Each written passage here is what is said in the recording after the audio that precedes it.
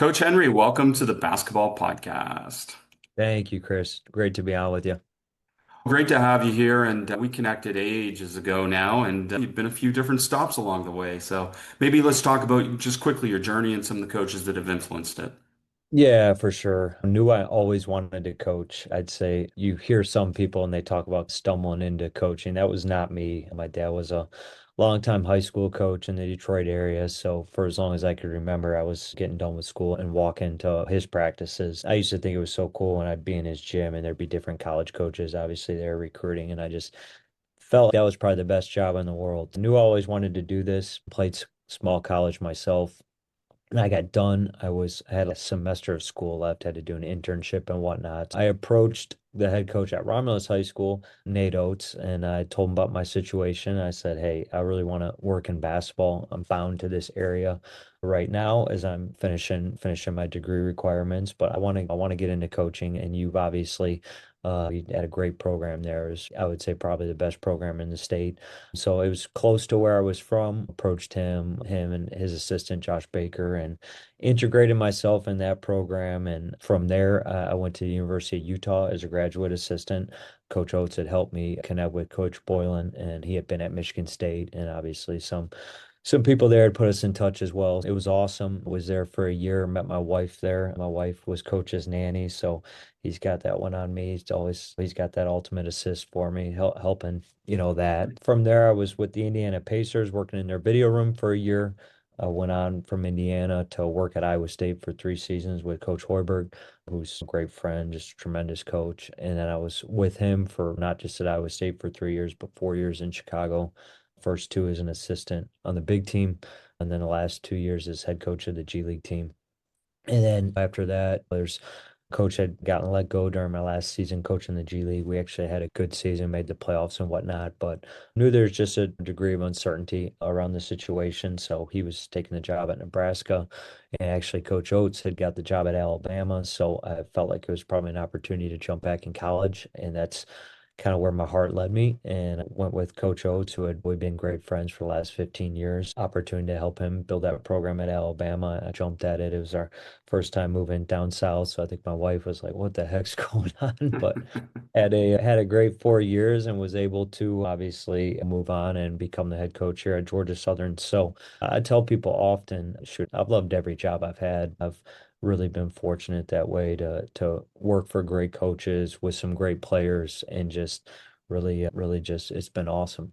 It's been awesome. It's been fun to be able to watch your journey from afar and different coaching styles. And we're not going to dive into each coach yet, but maybe just talk about how you became your authentic self with all these incredible influences in your life. Yeah, it's amazing. You play basketball your whole life, but then you start coaching, and I've talked to former players as well on this that have played much longer than I have. But you play it growing up, and it's amazing how much you learn after you're done playing. It's, man, if I'd have known some of this as a player, I might have been a little bit better. But I wanted to really just learn and grow early in my career, and that's always just do a lot, obviously do the job you have, but then I also wanted opportunities to do extra and learn more and all that. I feel like that kind of thirst to get better, work at my craft, I felt like that's always stuck with me, and I always wanted to be prepared. I always wanted to be competent, know what I was talking about, be detailed. That's again to me my voice is you obviously take from each coach you work with, but for me, yeah, I'd say I always want to just be prepared, competent, and obviously just sincere with the guys I'm coaching.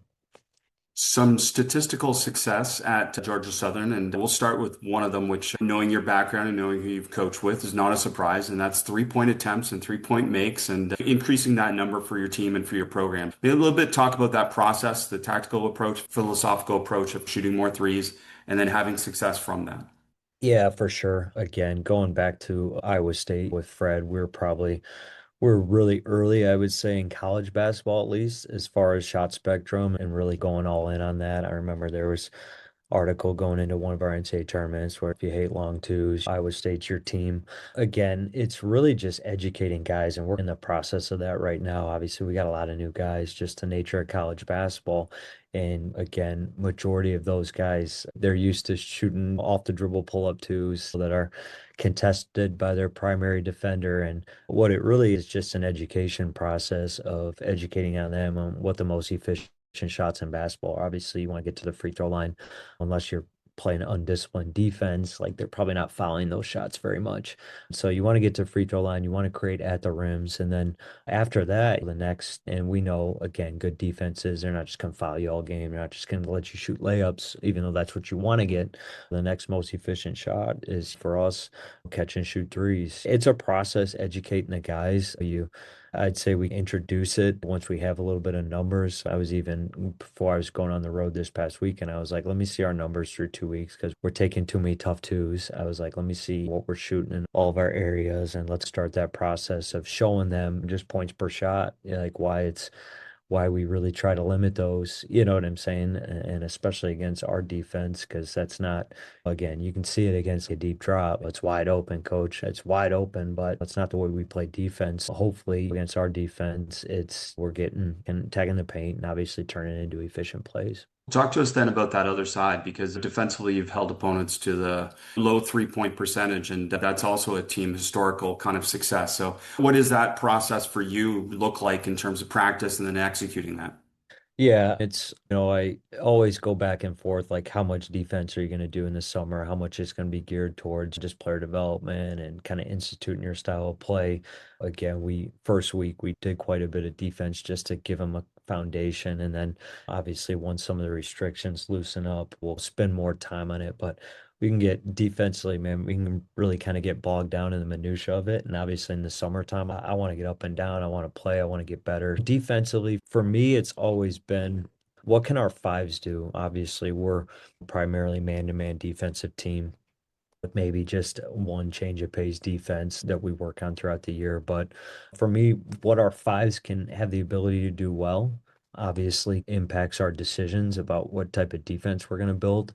If you look at us in our 4 years at Alabama, where obviously Coach Oates kind of let me handle the defense, we had two elite defenses, but we did it very different ways. We impacted the ball in year two, and we are really good. And then by year four, we were playing a deep drop because we felt like Charles was really good in that and could protect the rims. So to me, it's like, what can our fives do? I've at Georgia Southern, we don't necessarily have the 7 foot rim protecting big, and especially goes with how I want to play offensively because I want our fives to be able to help us offensively, be a trigger in our offense. So a lot of times that lends itself to playing smaller, quicker, more athletic big. So for us, it's more we're trying to win the line of scrimmage, obviously stop the ball, impact the ball. Usually it lends itself to switching at some point where you're not committing two on the ball all the time. At some point, you probably got to switch and kind of limit the opportunities where you're putting two on the ball. But I've found if you can do two things well, I haven't really been a part of a team that could do all three, but again, we were like at Alabama in year four, we were a drop team. Noah Clowney, when he would play he'd start at the four, and then when he would play the five, we could switch 1 through 5. So by the end of the year, man, if you can do two things really well, I think you're probably on your way to being a really good defense. I haven't had success doing all three, but it's something I struggle with because I think of all the practice time in college, and I'm like, why can't we? But then I remember when you get new guys, all the things you got to teach them. Sometimes the continuity, if you had guys from multiple years like the NBA does, you probably could get into some of those things. But for us, it's really what's our base defense, shape it around our five skill set, their strengths. And then everyone's going to probably need a change of pace deal at some point. So if we can cultivate that, we'll probably on our way to being a pretty good defense. Absolutely. And talking about shaping it around your five a little bit, a big part of your philosophy as well is playing to your players' strengths defensively and not just offensively. And we tend to think about it just offensively. So talk to us a little bit more about that playing to your players' strengths defensively. Yeah, I would say honestly, I would say that's probably from, working with Fred and Nate, who are both two great offensive coaches. They're gonna when they're thinking lineups, obviously, they're thinking both ends, but they're probably gonna lean more towards offense. They're not gonna put five guys as far as lineups go that don't have a chance to have success on offense. I think when you're assistant for guys like that are just like really good offensive coaches, and defensively, you're trying to figure out, okay, we know he wants to play certain lineups, so how can we get stops? I think, you basically have to adapt to that. It's what you're going to do with the four. Again, you might have a four that's not necessarily a switch guy. Can we cultivate a plan for him to have success and keep him on a matchup? I think things like that come up. Off ball rules. Again, if you're not going to switch pick and roll, you're probably not doing a ton of switching off ball. And then I think getting liberal with matchups too. You might have, again, they play certain teams and maybe there's a lower usage guy. So it's looking at all those things and again, trying to give, which is what it's all about is coaching, is just trying to give your guys a chance to be successful and give your team a chance to have success. Feel like being free to try different things is something that I've always enjoyed and prided myself on not being married to any one thing. Talk to us about more. Does that come back to a little bit your background with your dad and being around coaching for such a long time that you're not necessarily being bound to one past experience or one past way of playing? To me, it's as a coach, you learn so much from the coaches you go against. Obviously, you learn from the coaches you work with, but how about the coaches you prepare against?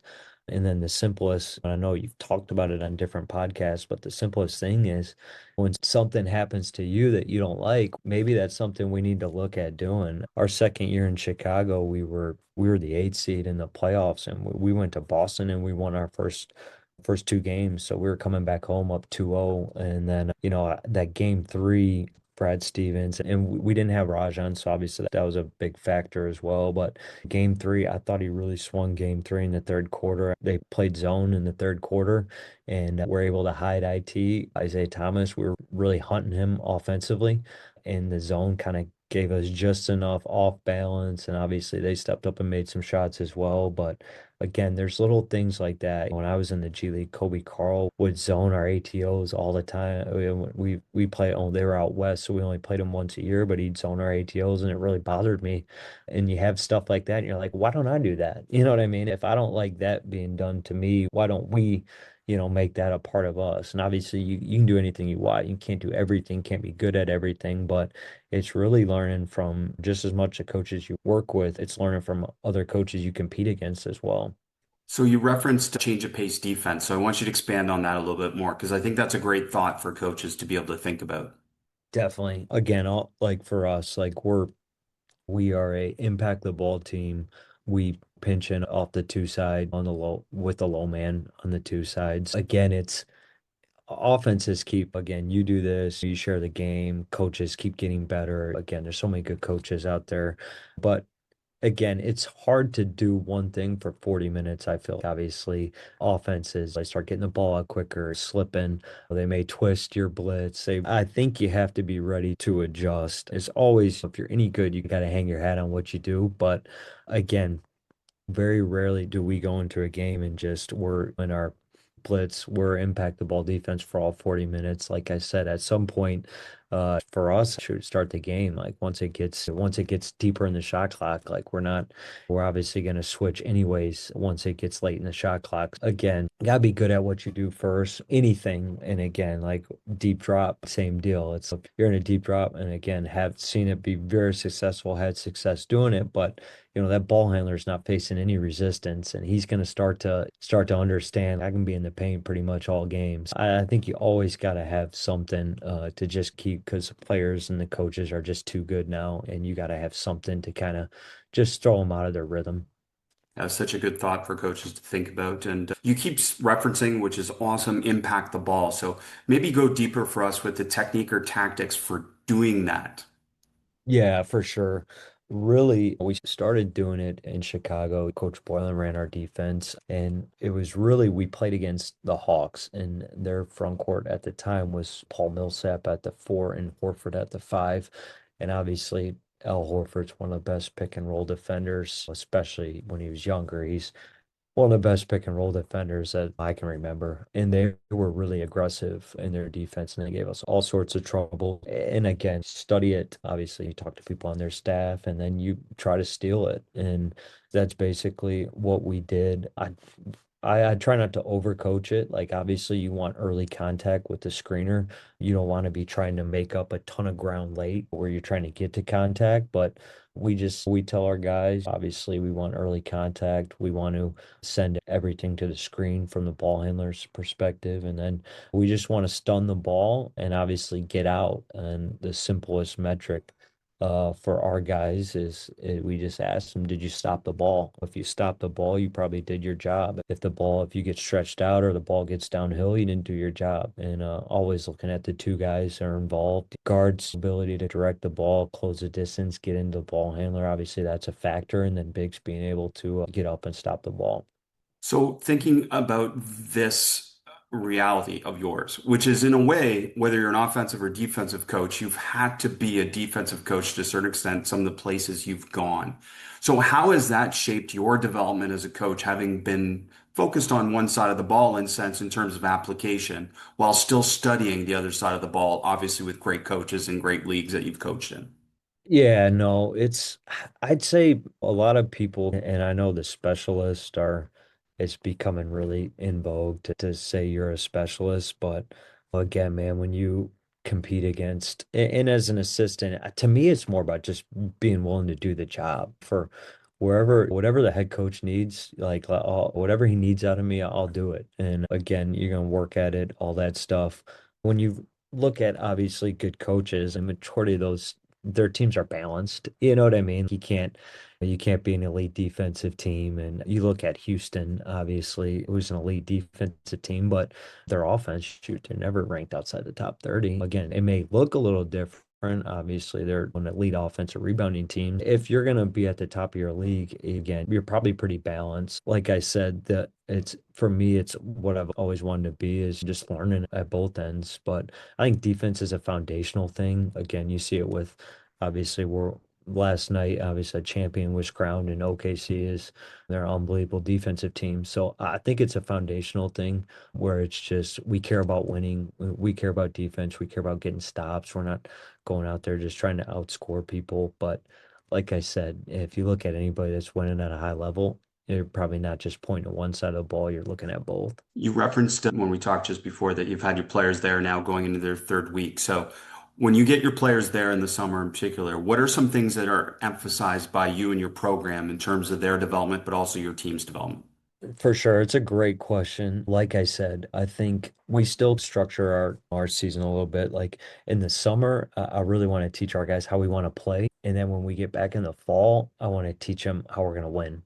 So like I said, first week we're doing quite a bit of defense because I think you got to have a little bit of a foundation in. Obviously, we want to do a lot of 5-on-5 and we want to play. Well, it's hard to do that and not again. So we obviously we do shell drill, break some things down, give them some base concepts like we're not a out deny passing lanes team. So we just give them some simple things. And like I say, we do touch closeouts to shell right into our pick and roll defense. We do that in our pre-practice every day. So give them an idea of what it's supposed to look like on defense. But like I said, I can get really bogged down in the minutia of it. And I still want summer to be about teaching our guys how we want to play and getting them better, getting us better. And then when we get back in the fall, okay, this is how we want to play, but here's why we win, which is obviously defense, rebounding, toughness, things like that. I would say that kind of probably gives you an idea of how we structure things where we do stuff in the summer each day that's really just about getting the guys better. I know you've seen all Nate's transition stuff. And again, like as you're in the season later in the year, that probably takes a little bit of a backseat, but in summer, that's a big part of our workouts because we want to get guys better and teach them how we want to play. So that's basically how I structure it. I hope that kind of answers that. So, take us through a player in the offseason in your program, kind of team responsibility and then their individual responsibility, whether it's alone or with a manager or whatnot. What type of expectations do we have for players nowadays in the offseason? Yeah, for sure. I'd say I'm pretty hands-on with the player development stuff. We're 2 weeks in and just already sat down with a couple guys today and just gave them some feedback on what I'm seeing, what I want. We blast out a ton of film. Like in the summer, we don't necessarily want to use our hours sitting in a film room, but we do we send out film every day. team edits and whatnot. Again, like to be very hands-on. I think every 2, 3 weeks you probably need to be sat down with each guy, give them feedback, what they see, things they've done well, obviously, and then growth areas for them. And then again, the staff's so important. Like I have three great assistants here that are echoing that message and obviously putting their own spin on it as well. We're all on the same page because we, as a staff, we talk, discuss, and what I want, but maybe they can help communicate that message to them a little bit better. And then, yeah, two GAs, and like I said, this past weekend we were out recruiting. They're busy, obviously, with guys getting them in, getting small groups in there to just work on some things. And so much of the summer too is just we have guys that come in and we got to change their bodies. So educating them on what to put in, how we need to eat, how we need to sleep. Majority of classes nowadays, at least for us, are online, so they got a lot of time to make improvements. So we're really trying to win these 7 weeks, and it's all those all-encompassing things. I'm checking the weights, especially on Monday after the weekend, checking the weights, seeing where we're at, things like that. I saw in an article you referenced the every area roster build. Can you talk to us about that concept? I thought that was neat phrasing. Yeah, I guess that's the fun part of college basketball nowadays is it's just shoot. I was 2 weeks ago, we're starting the first workout, and it's you're starting from ground one. It's you got guys that are doing things that you're like, no, we don't do that here.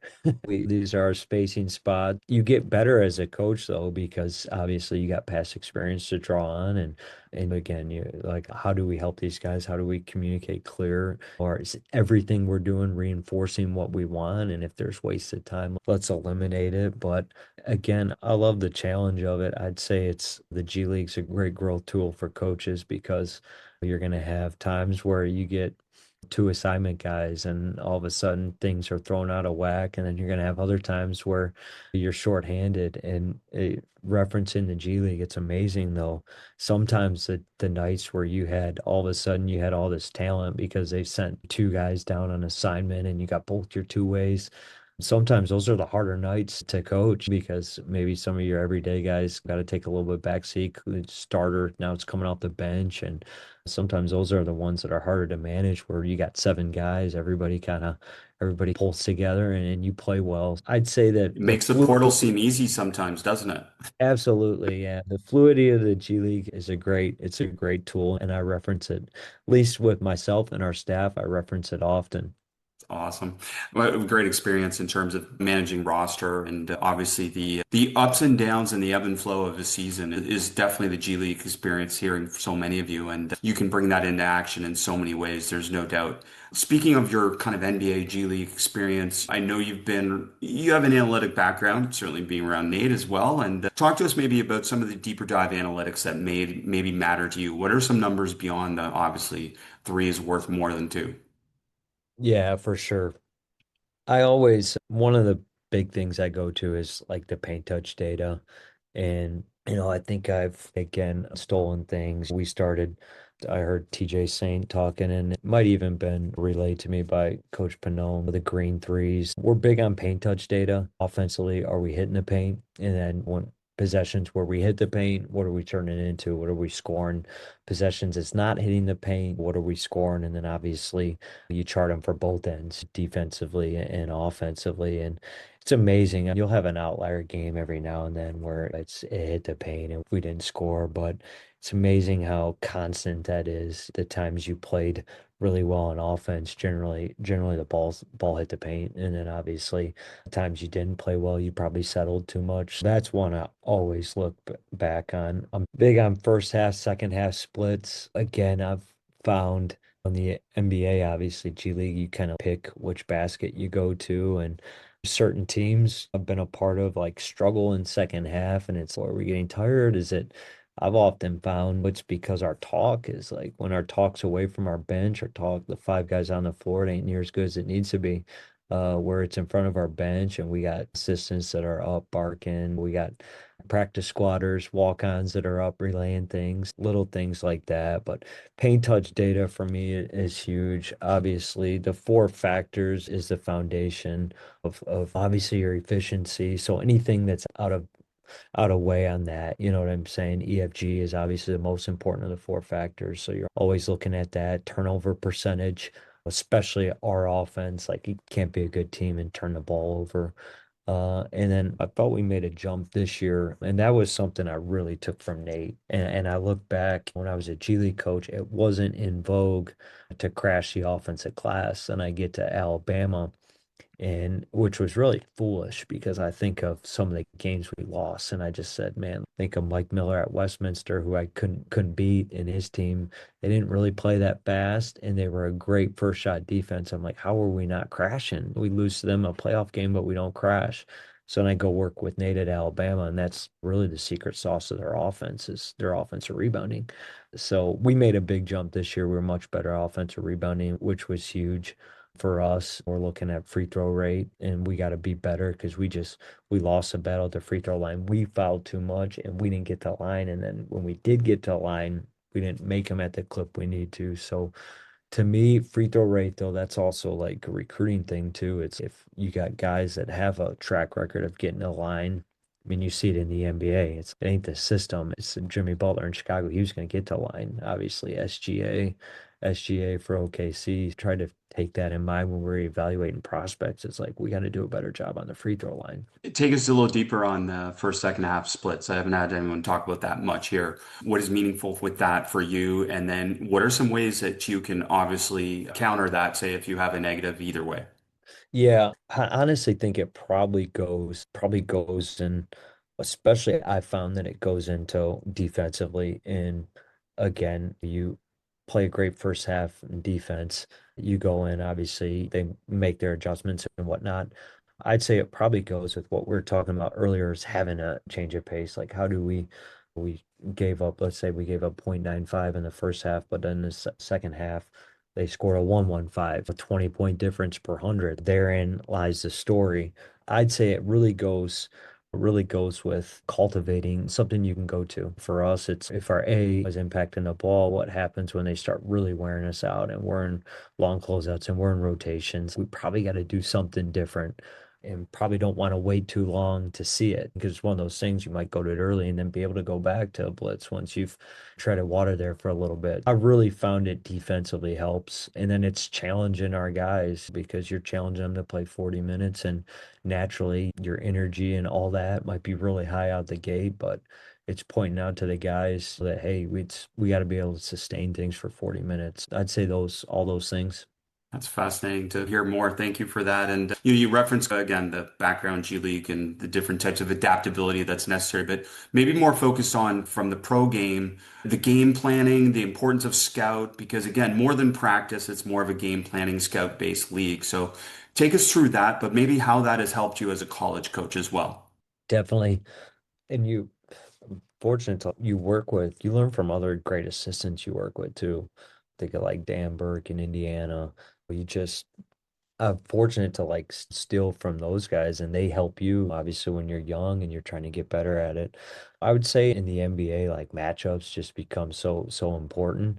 And it's probably again, certain defensive schemes can lend itself to keeping matchups more. And then obviously for me, it's off-ball rules, how much off-ball switching you're gonna do, which obviously again, if you're guarding actions, it's helpful, but you're also losing matchups. So those are all the things you have to weigh. Obviously, if there's a back pick, if you switch it, it's probably a good way to guard that action. Is that going to be your rule? Or are you going to give up matchups? You know what I'm saying? That easily. And I would say in the NBA, it really forces you to think about matchups because, again, there's just players that are really hard to guard. You really need your best matchup on that player. And if you're losing your matchup, if you're not OKC and you don't have world-class defenders all across the board, you might be in trouble. I would say again, like the NBA forces you because the players are obviously so good and they're also so smart and they've been coached by such great coaches. You got to be clear in your messaging, your communication. They're going to ask you some things you would have liked to have already thought about it. And obviously, that's where you rely on your other coaches to not necessarily poke holes in your plan, but to discuss. And hey, when this comes up, what are we going to do? So I think it really just forces you to be on top of your game. But when you're guarding great players, It's just Really tough, and being around great players as well, which you referenced there with some of the questions they ask.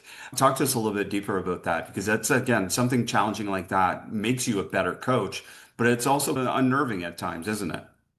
yeah, absolutely. For me, I was fortunate. I was when Fred took me with him to Chicago, I was still pretty young. There was guys that were older, that I was coaching that were older than me. But I think, like I said, authenticity and vulnerability too. I don't think you can, hey, you're going to learn from players the same. Hopefully they learn something from you. You're definitely going to learn from players. So I don't think it's ever, again, it's ever wrong to rely on them. Once again, when you got a veteran team like year two, like Rajan's a really smart basketball player. Hey, this is what I think, and this is why I think, and I think there's unintended consequences of doing things outside this. But what do you think? You know what I mean? You have experiences and you played a lot of games and all that too. I think all that stuff, I think it helps. Which, again, just being authentic, being vulnerable. Now you can't be vulnerable all the time. Like you gotta be competent. But if you try something that doesn't work, I tried it. I know why we tried it, but it didn't work, and let's figure out what's next. I just think all those things. But again, it's all like I said, it all stems from just being prepared. And again, even if something doesn't work, if you're confident in how you got to that decision, I think you can justify it because the reality is, yeah, sometimes it's not going to work. We're going to play it this way, and they played, it was their night and it wasn't ours, but we'll figure it out. You mentioned this, and I may say it differently, but you mentioned essentially that effectiveness isn't exclusively about wins and losses, while still acknowledging the ultimate evaluation metric. So, talk to us a little bit about beyond player development and the different things, getting people to your crowd, having a great win-loss record. What are some other things beyond wins-loss that you can think about in terms of metrics that help evaluate a program and kind of your personal satisfaction in knowing you're doing a good job? Yeah, it's a great question. Obviously, Georgia Southern, year one, in my year one, we lost our first 12 games. We were able to play better in conference. We went 8-10 in the league, won a game at the conference tournament. But shoot, man, I got my teeth kicked in. I had a lot of coaches checking on me, texting me, make sure I was all right. But a lot of those are money games where you have to play those games to make money too, Yeah, right? yeah. We at Tennessee, at Georgia Tech to open, at Tennessee, at Michigan State. I was watching Michigan State the game before as they played Arizona and lost, and I was home at Thanksgiving. I was just rooting like heck they would win. I'm like, gosh, I don't want to see these guys off a loss. But yeah, it's again. So when you didn't have success in year one, I thought year two we made a step. And again, I was what you said, pointing to like what or you are what your record says you are. You can't run from that as a coach. You know what I'm saying? So year two, I thought we made a step. Obviously, we're trying to make another step because 17 and 16, that's again, we want to be better than that. We all do as coaches. But I think remembering like your why of I'm a big time reader and I'm at the point now where I'm rereading a lot of books. And I think it's just, remembering your why in college basketball right now. It's challenging because it's just the reality is it's very transactional. It's just as much transactional as professional basketball. You're only guaranteed to have a guy for 10 months. How can I impact them for however long they're here? You know what I'm saying? And if I do a great job with it, because these things, I tell this often, like with young managers, GAs, I'm like, you take the work ethic that you learn working at high levels of basketball, you take that anywhere, you're going to be successful.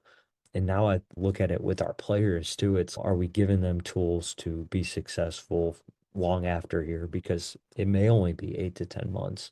Hopefully, you have some guys that are here much longer than that. But for me, and this probably answers a little bit different than maybe what you thought, but it's just my why.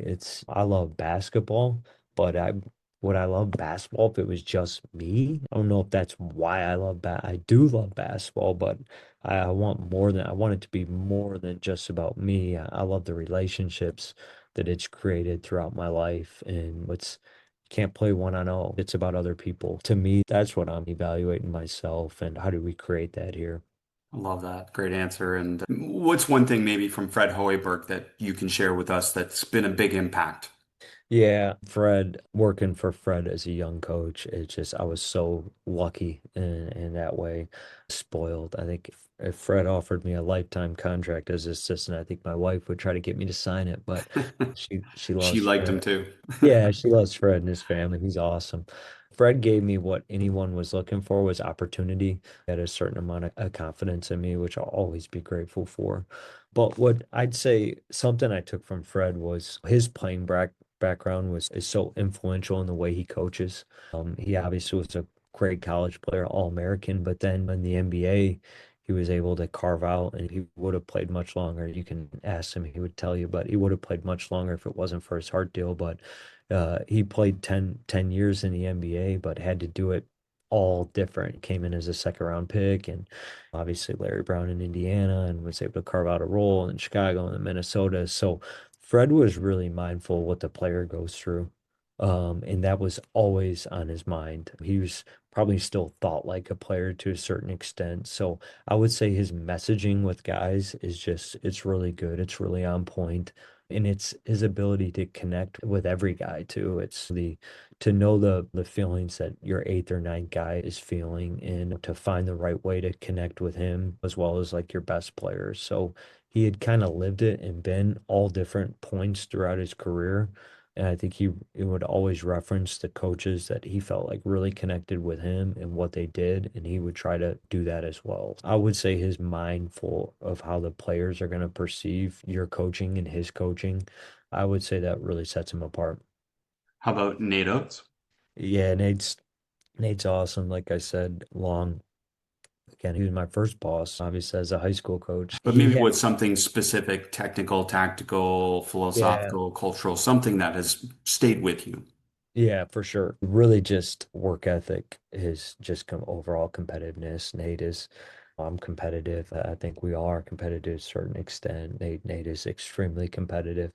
And you saw it when I worked with him in high school. He just wanted to outwork everybody. And then I think about when I first got to Alabama. I mean, our first summer workouts, man, I was coming from NBA G League, and we're obviously using our 4 hours, but we're doing camp demonstrations to get extra hours. He wants them to be the hardest working team in the country, and there's just inherent peer pressure when you're at Alabama that you're going to be working. And if you're not working, you're going to get passed up. He's just got a tremendous, just competitive desire to be the best, and obviously for Alabama to be the best. And when you're with him, like it's just it's iron sharpens iron. Like you're gonna have to be that way, or else it's not gonna work there. Again, it speaks to just his competitiveness and his desire to want to win and be better. That just is really the foundation of their program. He obviously has his core values, but max effort, continuous growth, two of the three core values, that's really all Nate. I think a lot of us can picture that now after you explain that too. Joe Bolin. Yeah. Yeah, I would say this, man, like working with great coaches, working for great coaches, Coach Boylan, again, similar to what I was saying with some of these other guys, really fortunate to work with him as a young coach. You're gonna learn some ball if you're sitting in after games, going through the film, seeing him present to the team. He's a teacher at his core. He can really teach basketball. And when you're a young coach and you're still trying to learn, and we're always trying to learn, but when that learning is just so imperative to have the opportunity to sit with him and learn, because to me, he's just at his best when he's teaching basketball. And he's just really good at it. So I would say the thing that stands out with him is just his ability to teach basketball and how much you're going to learn and grow when you're with him every day and you're in that environment. Like I said, Frank Vogel, first Boston, Indiana, all very different. I've seen guys have success, a lot of different styles, but you take something from each of them. I love that. Love that aspect of your career and everything with it. Now, shape for us a little bit deeper than Georgia Southern, the opportunity. Third year, what are we looking to do in third year? And then what are some things in terms of your expectations for the program? Definitely taking this job, it's what I love is honestly is like the opportunity for myself to get better. You try some things, find some things you really like, do some things and you're like, not good. I'd say as much as anything, obviously we need You need good players. That's reality. That's recruiting. That's all that stuff. But I like to look at the things that myself and our staff, like the areas we're getting better at. And this would be year three. This will be the first year where everybody on our staff, it's where there's no like year ones. Like one of, obviously we have our director of like operations analytics. He's coming in year one, but he's somebody I worked with at Alabama. So I'd say just I feel really good about our staff and the continuity that's been there. And they know me and they know how I'm wired and how I want to do things. And then it's how much better can we get as coaches and as a staff and eliminate some of the pitfalls that you've had where you tried different things, maybe they didn't work, but you feel like you're a better version of yourself in year three than you were in year one. Part of it's just experience, what's ahead, what's coming. And again, again, like the players, absolutely. We really want our team again with a new team. It's like, how do we connect? How do we become a team? We're definitely asking ourselves that. Again, the basketball stuff, we're going to get to basketball stuff, how we want to play, but it's like, how do we get this team to connect? And then one of the things, like I said, I love looking to is as coaches, are we getting better? I have a great staff and they've been with me now, and that's going to help because we got reference points that we can reference and again, things that have given us issues in the past, they can't get again. I felt like some teams have stole games from us early in the season, just playing zone. We're gonna make sure that doesn't happen again. You know what I mean? It's just experience. I think it makes you better. I don't have a fixed mindset as a coach. I feel like I'm still getting better and I feel like our staff's getting better. And that's one of the things that's most exciting. And then using that to positively impact your guys. Super to hear your introspection. And you mentioned you referenced reading some books again. What's maybe one of the books that you read again or are reading again that's one that you're happy you reread again? Yeah, for sure. I'm reading Simon Sinek's one of my favorites. I'm reading Leaders Eat Last. Mm. Again, I read it quite a while ago, maybe 6, 7 years ago. Like I said, really just the nature of college basketball. Like I said, you can't run from reality. It is what it is, but you can still be in charge of the environment you're trying to create here at Georgia Southern. That's one I'm reading right now. I'm enjoying it. And how can we serve our players for however long they're here again? And maybe we do such a good job doing it that they want to stay a little bit longer. That's one of the ones I'm reading right now that's at the forefront of my mind. Very cool. Charlie, so many fun things to hear from you and insights that you provided. And really cool to see you coaching at Jordan Southern and building that program up. And with all your different experiences, it seems to be a trend in college basketball. Obviously, you have a lot of NBA experience, G League experience coming into college basketball. And you're one of those early influencers. So I hope you know your impact on the game and all the different things that you've done as well. So thank you for sharing the game with us. Thank you, Chris.